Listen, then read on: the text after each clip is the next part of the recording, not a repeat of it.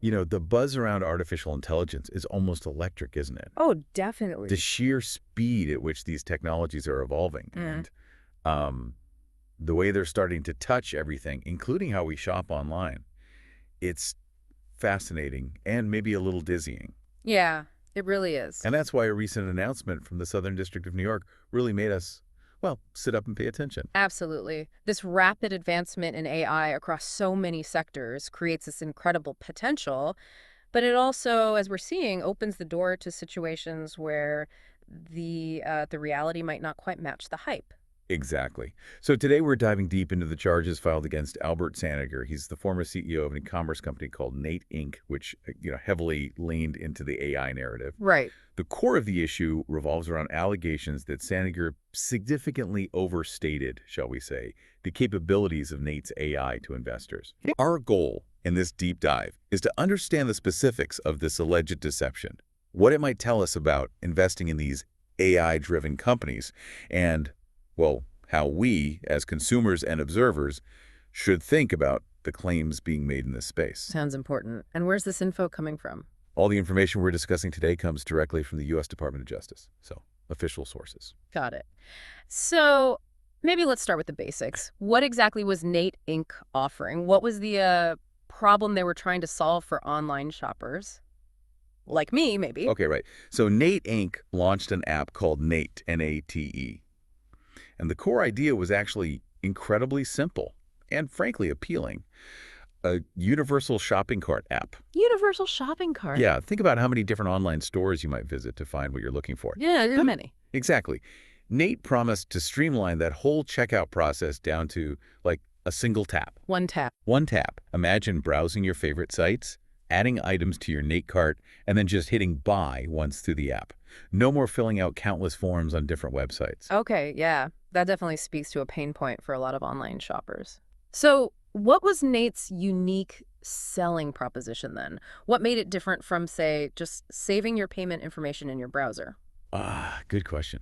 That's where the big AI promise came in. The AI. Okay. Saniger consistently emphasized that Nate was powered by proprietary artificial intelligence that could autonomously handle the entire checkout process. Autonomously, like no humans involved. That was the pitch. This wasn't just about saving your details.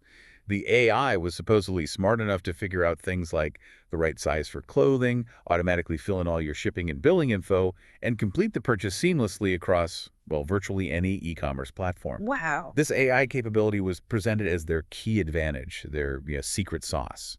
And as you mentioned earlier, it's this very claim about their AI that has landed the former CEO in some legal hot water. Precisely.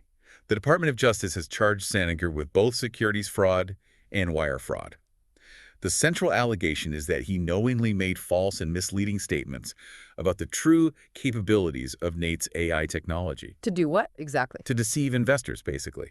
To get them to put money into the company based on this AI premise. Okay, let's dig into that a bit. How did he allegedly paint this picture of advanced AI for potential investors? What kind of claims were being made? Well, according to the indictment, the materials they used to pitch to investors included some pretty unambiguous statements. For example, they claimed that Nate was able to transact online without human intervention. Without human intervention. Okay, that's pretty clear. Yeah, when you hear that, you immediately think of a fully self-operating system, right? A true testament to AI automation. Absolutely. That level of autonomy would certainly be a major draw for investors looking for truly innovative and, scalable technology. For sure. And what about when investors started doing their due diligence, trying to verify these claims, asking the harder questions? Right. During that critical phase, Saniger allegedly reinforced the narrative. He reportedly stated that the Nate app was almost entirely powered by AI automation, with human involvement only in those very rare edge cases. Edge cases, the classic caveat. Exactly. Those unusual situations the AI hadn't encountered before. The impression given was of a highly sophisticated and reliable system. Now, for you, the listener, this is maybe a crucial point to keep in mind. Always be wary of claims of near-perfect automation. It's often in those edge cases where the real story lies. Good point.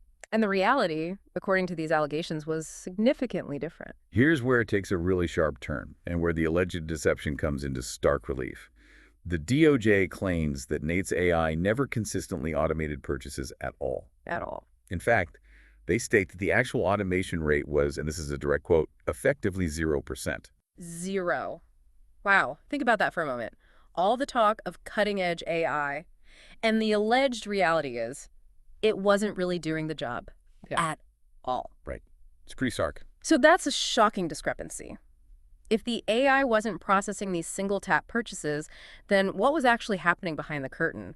How were they fulfilling these orders? Well, the indictment describes a rather surprising and, if true, deliberately concealed operation. Okay. They allege that Nate heavily relied on large teams of human workers, primarily located in a call center in the Philippines. Humans, how many? Hundreds of contractors, apparently. Yeah. Referred to as purchasing assistants.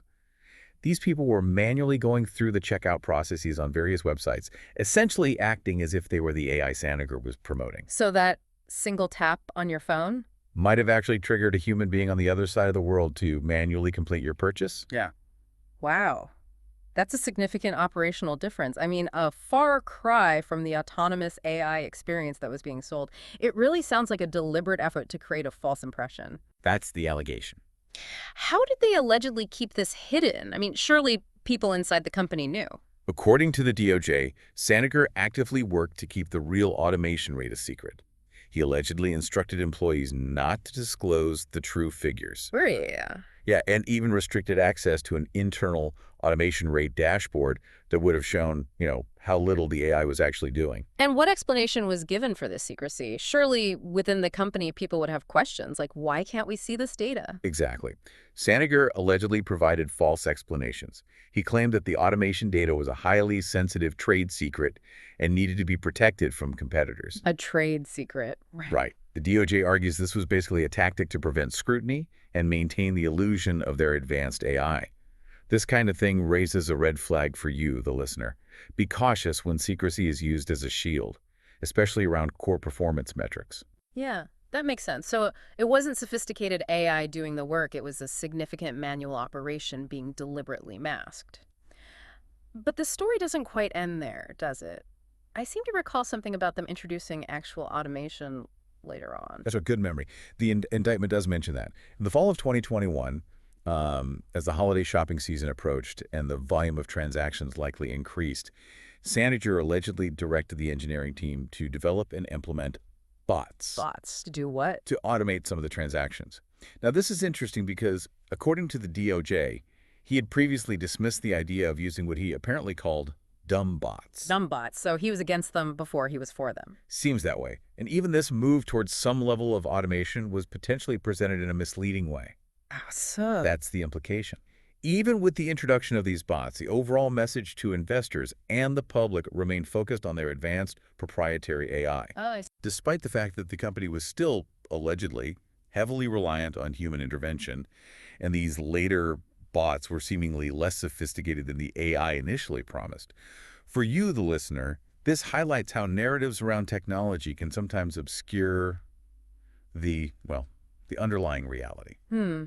And the ultimate goal of all these alleged misrepresentations was fundamentally to attract investment, correct? Absolutely. That was the engine.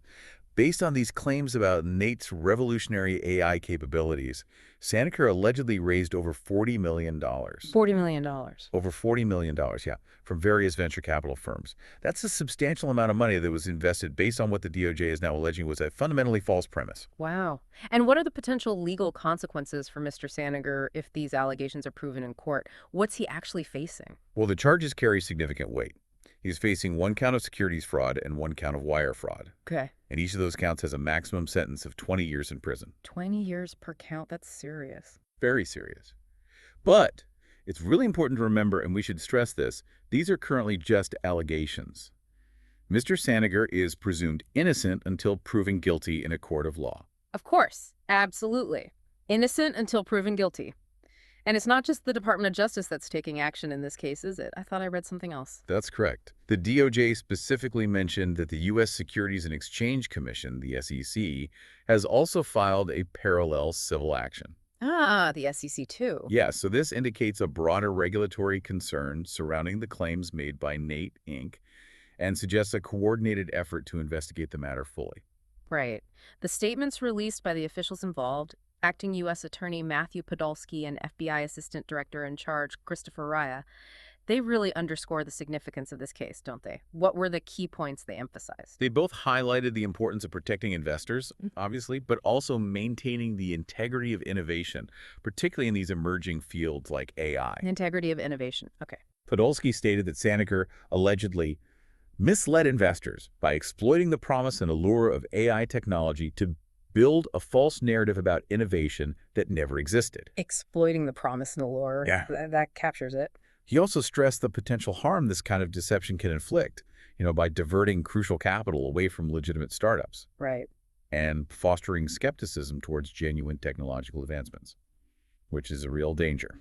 Yeah, it poisons the well a bit. And what was the FBI's perspective on the matter? Assistant Director Raya echoed those concerns. He stated that Saniger allegedly defrauded investors with fabrications of his company's purported artificial intelligence capabilities while covertly employing personnel to satisfy the illusion of technological automation. Fabrications. Covertly employing personnel. And Strong words. very strong. He made it clear that the FBI is committed to investigating individuals who misrepresent their technology to encourage investment. So, for you, the listener, these statements really emphasize the seriousness with which authorities are viewing these kinds of allegations, especially when they involve promising, but let's face it, complex technologies like AI. Yeah, it's not just a minor exaggeration they're talking about here. Right. Okay, so as we bring this deep dive to a close, what are the critical takeaways for you, our listener, from this case involving Nate Inc. and these AI claims? Well, firstly, I think this situation serves as a really powerful reminder that even in the most cutting-edge and exciting fields like artificial intelligence, the potential for misrepresentation and even outright deception exists. Even with all the hype. Exactly. The complexity and, frankly, the allure of AI can make it challenging, even for sophisticated investors, to fully verify the bold claims that are often made.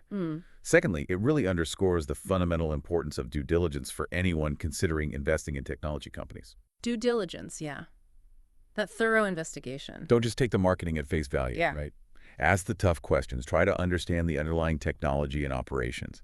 For you, the listener, due diligence in this context just means really digging in and verifying the claims a company makes before putting money down. Critical. Finally, this case signals that regulatory bodies are paying close attention.